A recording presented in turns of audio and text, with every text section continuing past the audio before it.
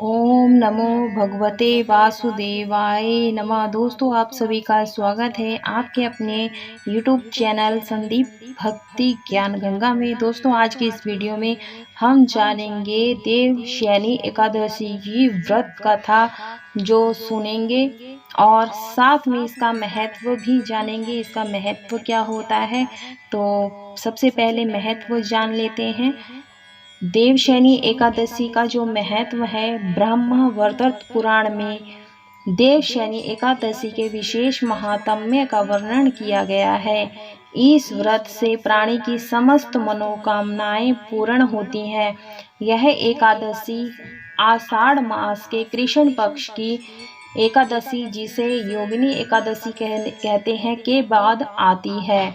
आषाढ़ मास के शुक्ल पक्ष की एकादशी को ही देवशयनी एकादशी कहा जाता है। इसी एकादशी से चातुर्मास का भी आरंभ माना जाता है। इस अवधि में कोई भी शुभ कार्य जैसे विवाह आदि नहीं किया जाता है। मान्यता है कि इस दिन से भगवान श्री हरि विष्णु क्षीर सागर में शयन करते हैं और फिर 4 माह बाद उन्हें उठाया जाता है।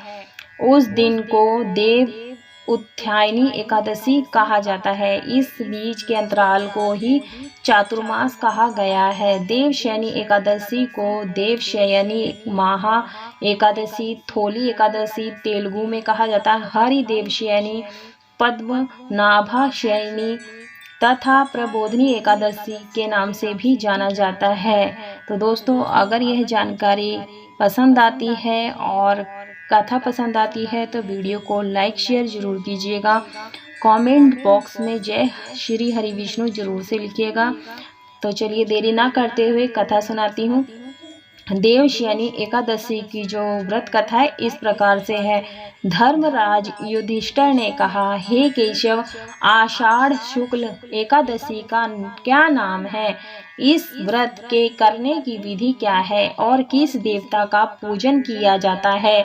श्री कृष्ण कहने लगे, हे युधिष्ठिर, जिस कथा को ब्रह्मा जी ने नारद जी से कहा था वही मैं तुमसे कहता हूँ। एक बार देव ऋषि नारद जी ने ब्रह्मा जी से इस एकादशी के विषय में जानने की उत्सुकता प्रकट की।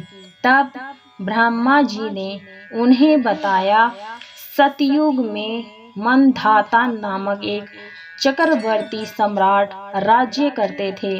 उनके राज्य में प्रजा बहुत सुखी थी, किंतु भविष्य में क्या हो जाए यह कोई नहीं जानता। अतः वे भी इस बात से अनभिज्ञ थे कि उनके राज्य में शीघ्र ही भयंकर अकाल पड़ने वाला है। उनके राज्य में पूरे 3 वर्ष तक वर्षा न होने के कारण भयंकर अकाल पड़ा। इस अकाल से चारों ओर त्राही त्राही मच गई। धर्म पक्ष के यज्ञ, हवन, पिंडदान, कथा, व्रत आदि में कमी हो गई। जब मुसीबत पड़ी हो तो धार्मिक कार्यों में प्राणी की रुचि कहाँ रह जाती है। प्रजा ने राजा के पास जाकर अपनी वेदना की दुहाई दी। राजा तो इस स्थिति को लेकर पहले से ही दुखी थे।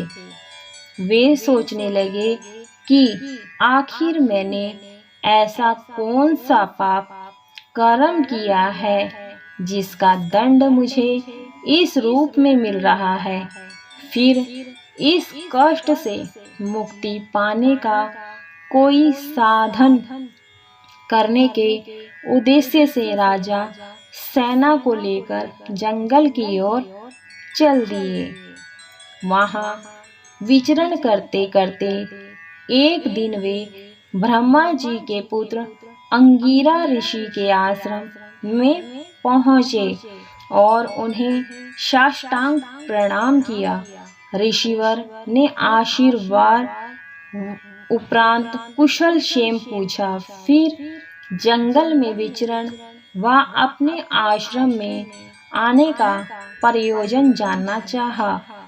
तब राजा ने हाथ जोड़कर कहा, महात्मन, सभी प्रकार से धर्म का पालन करता हुआ भी मैं अपने राज्य में दुर्भिक्ष का दृश्य देख रहा हूँ।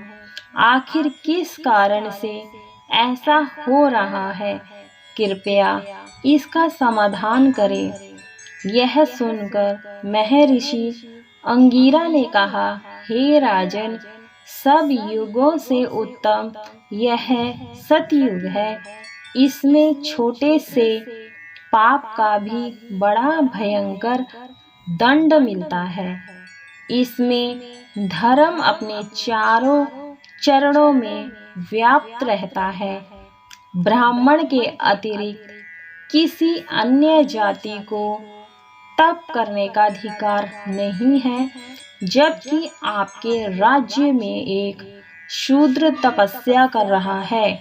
यही कारण है कि आपके राज्य में वर्षा नहीं हो रही है। जब तक वह काल को प्राप्त नहीं होगा, तब तक यह दुर्भिक्ष शांत नहीं होगा। दुर्भिक्ष की शांति से उसे मरने से ही संभव है। किंतु राजा का हृदय एक निरपराध शूद्र तपस्वी का शमन करने को तैयार नहीं हुआ। उन्होंने कहा, हे देव, मैं उस निरपराध को मार दूं, यह बात मेरे मन स्वीकार नहीं कर रहा है। कृपया करके आप कोई और उपाय बताएं। महर्षि अंगिरा ने बताया, आषाढ़ माह के शुक्ल पक्ष की एकादशी का व्रत करें। इस व्रत के प्रभाव से अवश्य ही वर्षा होगी। राजा अपने राज्य की राजधानी लौट आए और चारों वर्णों सहित पद्मा एकादशी का विधि पूर्वक व्रत किया।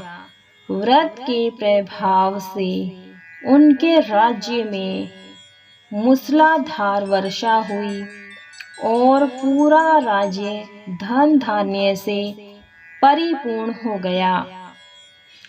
ब्रह्मावर्त पुराण में देवशयनी एकादशी के विशेष महात्म्य का वर्णन किया गया है। इस व्रत से प्राणी की समस्त मनोकामनाएं पूर्ण होती हैं। बोलो श्री हरि विष्णु भगवान की जय। दोस्तों, जब हमारी ये देवशयनी एकादशी पूर्ण हो जाती है, कथा कहने वाले या सुनने वाले को विशेष फलों की प्राप्ति होती है। भगवान विष्णु उनका कल्याण करते हैं। तो दोस्तों, इसके बाद हमें एकादशी महात्म्य की कथा सुनने और पढ़ने के बाद गणेश जी की कथा जरूर से सुननी चाहिए। चाहे कथा बड़ी हो या छोटी, लेकिन गणेश जी की कथा अवश्य सुननी चाहिए। दोस्तों, मैं इसके बारे में एक उपाय बताती हूँ कि दोस्तों, जो लोग एकादशी का व्रत नहीं करते हैं, उन्हें इसका पूजन विशेष तौर पर करना चाहिए। आप व्रत ना रख करके भी विधि पूर्वक शाम के समय गोधूली बेला में इस प्रकार से चौकी लगा करके पूजा करें, तो आपको विशेष फलों की प्राप्ति होती है। और भगवान विष्णु जी की पूजा में ज़्यादा से ज़्यादा पीले चीज़ों का ही प्रयोग किया जाता है। और दोस्तों, मैं आपको एक उपाय बताती हूँ, उसका उपाय जरूर से करना चाहिए। दोस्तों, अगर आपके घर में सुख समृद्धि नहीं है तो उसके लिए क्या करना है? यदि घर में सुख समृद्धि चाहते हैं तो देवशयनी एकादशी के दिन भगवान विष्णु का दक्षिणावर्ती शंख से जलाभिषेक करें। इससे भगवान विष्णु के साथ माँ लक्ष्मी का भी आशीर्वाद मिलेगा और आपके घर में सुख समृद्धि बनी रहेगी। अगर आप अपने दाम्पत्य जीवन में खुशहाली लाना चाहते हैं तो इसके लिए क्या करें, देवशयनी एकादशी के दिन स्नान आदि करके साफ वस्त्र पहने और तुलसी के पौधे की पूजा करें। तुलसी से अपने अच्छे दाम्पत्य जीवन के लिए प्रार्थना करें, इससे आपके दाम्पत्य में मधुरता आती है। अगर आपके घर में पैसों की कोई कमी है तो इसके लिए एक सरल उपाय है, देवशयनी एकादशी के दिन पूजा के दौरान 1 रुपए का सिक्का श्री हरि विष्णु जी की फोटो के पास रख दें। फिर पूजा के बाद इस सिक्के को लाल कपड़े में बांधकर अपनी तिजोरी में रख लें। इससे भगवान विष्णु के साथ आप पर माँ लक्ष्मी की कृपा बनी रहेगी और घर में धन धान्य की कमी नहीं होगी। तो दोस्तों यह है थोड़ी सी जानकारी, थोड़े से उपाय।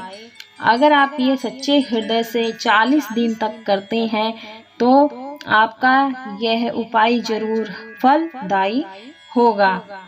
अगर जीवन में आपको अनेक समस्याओं से जूझना पड़ रहा है, समस्याएं हल नहीं हो रही हैं, तो इसके लिए क्या करें, तो दोस्तों देवशयनी एकादशी के दिन पूजा को दौरान भगवान विष्णु का केसर के दूध से अभिषेक करें। दूध में गाय का कच्चा दूध होना चाहिए, उसमें केसर मिला करके भगवान विष्णु की जो विग्रह है उस दूध से अभिषेक करें और ऐसा करने से आपके सभी पापों से मुक्ति मिल जाती है, साथ ही जीवन की सभी परेशानियां दूर हो जाती हैं। राधे राधे दोस्तों।